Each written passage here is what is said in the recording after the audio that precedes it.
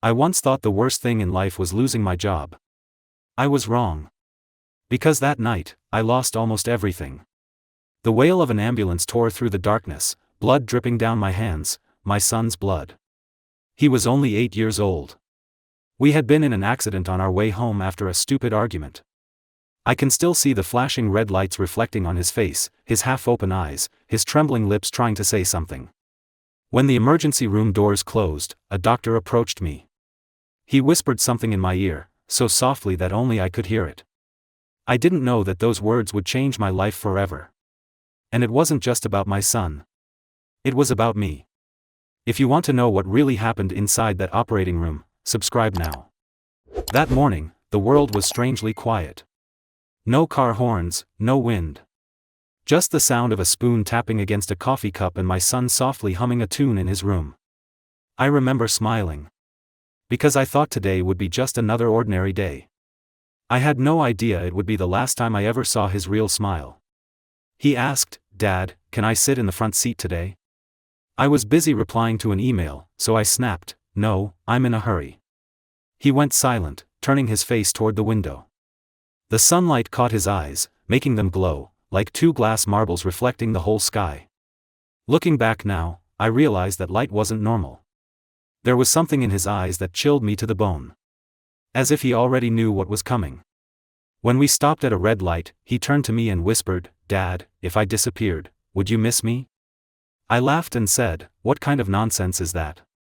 The light turned green. I pressed the gas. Then everything went white. The last sound I heard before everything went dark was his scream, "Dad." After that came the smell of smoke, burning metal, and blood. I woke up in a pile of wreckage, the wind whistling through the shattered windshield.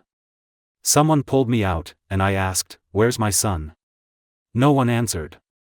Only a small, blood-stained hand reached out from under the seat. I screamed until my voice broke. When the ambulance arrived, they said he still had a pulse, faint, but there. I ran beside them into the hospital. I didn't know then, that I had just stepped into a place where the laws of life and death no longer applied. There are things doctors never say in front of the patient's family. But that day, one of them did. And he said it to me. I don't know if it was fate or a curse, but after that day, I was no longer the same father I once was. That hospital waiting room that night felt like a place outside of time. The white lights were so bright they blurred everything, as if I were trapped inside someone else's dream.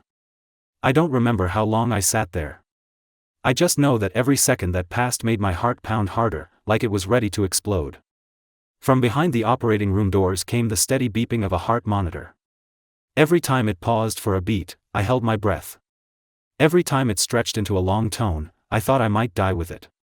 A nurse walked by with a strange look in her eyes. She glanced at me as if she knew something, but couldn't bring herself to say it.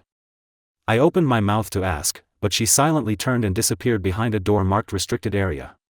The door closed with a click, a sound that felt too deliberate, like it had locked from the inside. The air grew colder, though the AC hadn't changed. Then, an older doctor approached, glasses slipping down his nose, a dry bloodstain on his coat. He stared at me for a long time before whispering, "You're the boy's father, aren't you?" I nodded. He didn't respond. Just placed a hand on my shoulder and sighed. I asked, "Will my son be okay?" He didn't answer. Only said, "Not everyone should know the real survival odds of a surgery like this." And then he walked away. I tried to stand, but my legs refused. All I could hear was my son's voice echoing in my head, calling out to me. Then, another man came out. He wasn't wearing a white coat. Just a black jacket, a doctor's ID badge, but no name. He stopped right in front of me. His face was calm. Too calm. "We'll do our best," he said. But he wasn't looking at me when he said it. He was staring into the mirror beside us, at my reflection, trembling in the glass. And then, he smiled. Barely. So faint that if I hadn't looked straight at him, I might have missed it. But in that instant, I swear I saw his lips move. I couldn't hear the words, just the motion of them. 3 words. Then he turned and left, leaving behind the sharp scent of antiseptic and a creeping fear crawling into my chest. I didn't know if I was waiting for the doctor. Or for a verdict. I don't remember when I fell asleep. Maybe it was exhaustion. Or maybe I was just too afraid to wake up in a world where my son no longer existed. When I opened my eyes, the hospital hallway was almost empty. The clock on the wall flicked to 3:33 a.m. The hour of spirits, that's what they call it. The door to the operating room was slightly open. A pale green light spilled out, strange, not like the usual sterile hospital glow. And then, he stepped out. The nameless doctor. His face was as blank as before, except this time his eyes were red, maybe from exhaustion, or from crying. He called me by my name, even though I'd never told him. His voice was low, raspy, trembling. I'm not sure the boy will make it. My throat tightened. I asked, isn't there any other way? He hesitated for a second. Then leaned close to my ear. And whispered, there is, but it comes with a condition. A chill ran through my spine. I asked, what condition? He didn't answer right away. Just smiled faintly and said, do you believe in exchange? Exchange? What did he mean? An exchange between who, and what? I tried to look into his eyes, but in them I saw another face. Not mine. Not his. A third face, standing behind me, though the hallway was completely empty. Have you ever felt someone standing right behind you when you knew you were alone? Have you ever heard a whisper in your ear when no one was there? He walked away without another word. A small piece of paper slipped from his hand and fell to the floor. I picked it up. The handwriting was shaky, almost trembling. Room 47. Tell no one. Choose only if you're truly ready to lose something. My hands shook as I held the note. I didn't know what something meant. But I knew I had no choice. Because my son was lying in that room, caught between life and death. If it were you, would you walk into room 47? I clutched the paper in my hand, my heart pounding so fast I could hear every beat. Room 47 was at the end of the lower hallway, where the lights flickered and the air smelled thick of antiseptic and damp. I used to think hospitals were places that saved lives. But that night, every step I took felt like walking deeper into hell. As I got closer, I heard someone humming softly from the corner of the hallway. A woman's voice, thin and trembling like a frayed thread. She wore a hospital gown, her long hair falling over her face, bare feet dusty on the floor. I thought she was a patient, so I asked, are you all right? She turned around, and my heart stopped. Because on her wrist, she was wearing the same hospital band as my son. I took a step back. She lifted her head, her hollow eyes staring right into me, and whispered. You came to save him, didn't you? I couldn't even answer before she smiled. A cold, empty smile that froze the air between us. It's too late, she said softly. They've already chosen. I asked, who are they? But she didn't respond. She only raised her hand and pointed toward the door of room 47. I followed her gaze, and in that instant, I swear I saw someone standing inside, watching me through the narrow crack of the door. A pale face, eyes black and endless. When I turned back, the woman was gone. No footprints. No trace of breath. Only a small wristband lying on the floor, the one with my son's name carved into it. I bent down to pick it up, but the moment I touched it, my chest tightened. A chill raced down my spine. I looked around, and realized every door in the hallway was now slightly open. All of them. As if they were watching me. Do you believe hospitals have rooms no one dares to enter? Have you ever felt someone watching you, even when the hallway is empty? I took a deep breath, clutching the band in my hand, and stepped toward room 47. My hand trembled as it touched the cold metal handle. And in my head, the doctor's voice echoed, only choose if you're ready to lose something. I didn't know what I was about to lose. But I knew, it was too late to turn back. If you want to know what was waiting for me behind the door of room 47, subscribe now. My hands trembled so badly I could barely turn the doorknob. Room 47 opened with a screeching hinge, like a warning. Inside was pure darkness, broken only by a flickering red light in the corner, the kind that came from a heart monitor. The metallic stench mixed with disinfectant hit my nose so sharply I almost gagged. In the center of the room stood a metal table, draped in a white sheet. The nameless doctor was there, hands clasped as if he'd been waiting for me a very long time. You came, he said, without the slightest trace of surprise. I asked him, "What is this? Where's my son?" He replied, voice calm and cold, "The boy is on the edge. I can pull him back, but the cost is not small." I asked, "What cost?" He looked at me with eyes deep and hollow, as though he'd seen hundreds of fathers before me. "Are you willing to make an exchange?" I didn't understand. He reached into his coat pocket and pulled out a sheet of paper. "This is part of an experimental program. One chance only. Sign this, and your son will live." I looked at the paper, no title, no seal, only a faint line of text, "For every life saved, another soul must depart." I laughed. I thought it was madness, some cruel trick meant to scare me. But then, the lights flickered violently. The monitor in the corner came to life, showing my son, motionless. His heart stopped. The long, piercing beep cut through the room like a blade. "Decide," the doctor said. "We don't have time. What would you do if your child was dying right before your eyes? What would you trade to bring them back?" I didn't think twice. I grabbed the pen and signed. The moment the pen touched the paper, the entire room shook. The lights went out. Only the faint sound of a respirator echoed from outside, then silence. In the darkness, the doctor's whisper brushed my ear, "You've made your choice. Never regret it." A cold wind blew across the back of my neck, and when the lights flickered back on, he was gone. The paper was gone too. Only the pen remained, rolling slowly across the table, its tip still wet. But not with ink. With blood. And from somewhere down the hall, I heard it, the steady beeping of a heart monitor. Beep. Beep. Beep. He was alive. But in that same moment, something inside me died. I woke up in a blindingly white room, the cold light stabbing through my eyelids like needles. My throat was dry. My hands were restrained.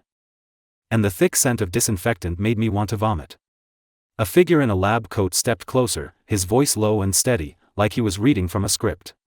"The operation will begin now. You don't need to be afraid." Operation? I screamed the word inside my head, but my lips wouldn't move. Something had been injected into me. I could feel my body going numb, from my toes up to my chest.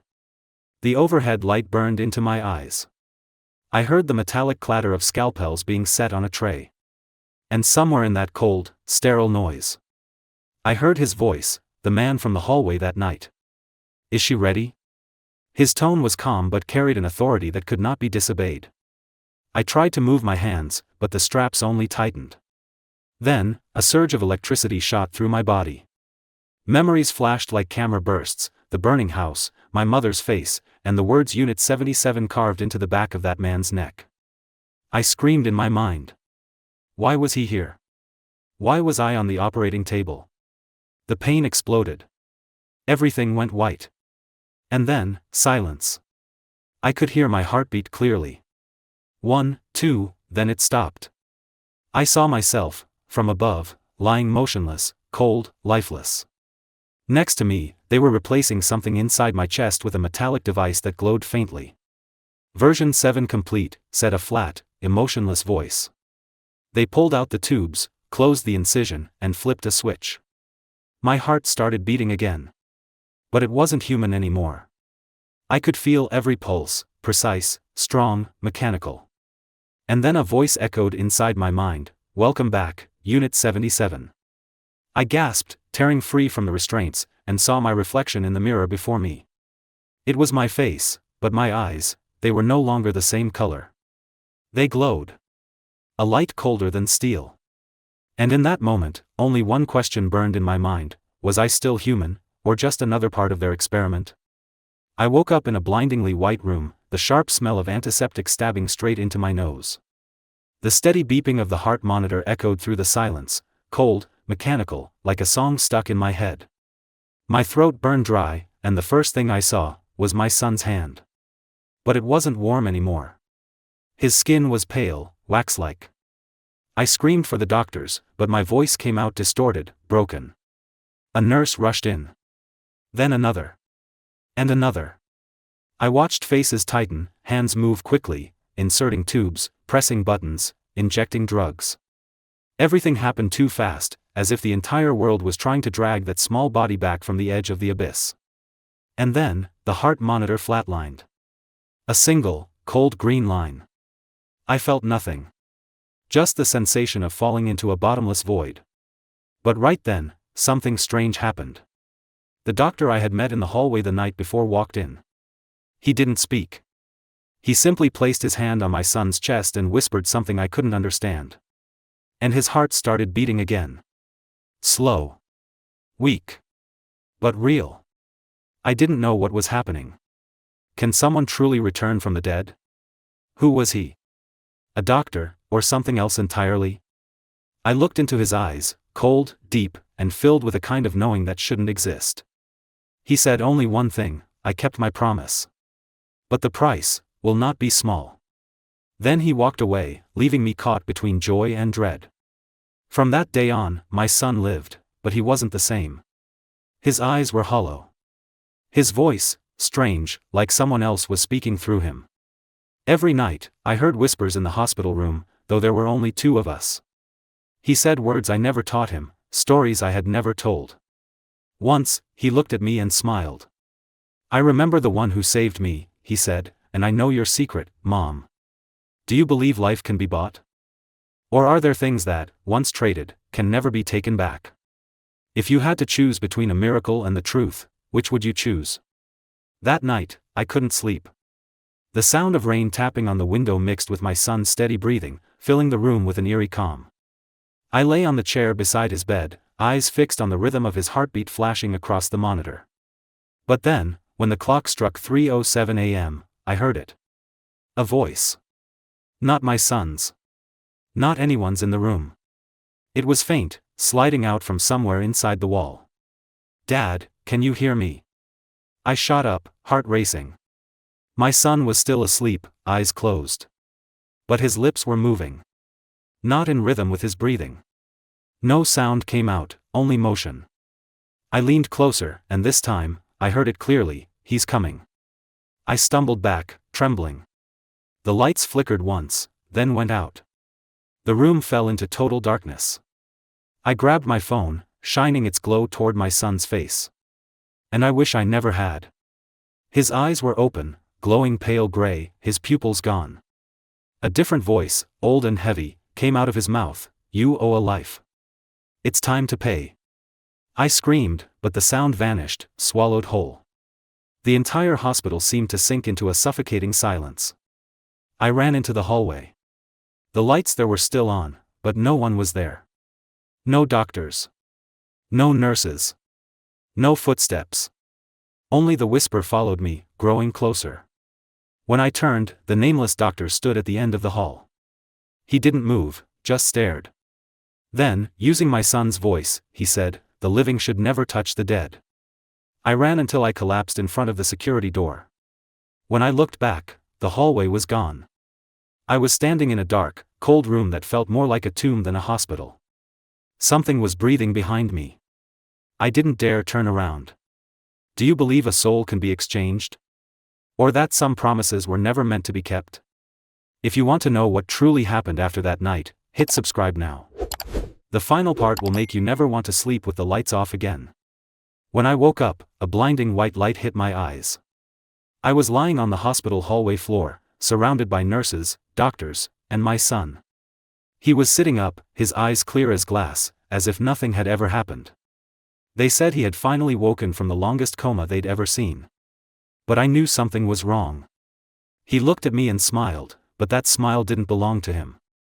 A chill ran down my spine, like someone else was staring through his body. I asked if he remembered anything. He said one sentence that froze my blood: he kept his promise. I wanted to believe I'd misheard.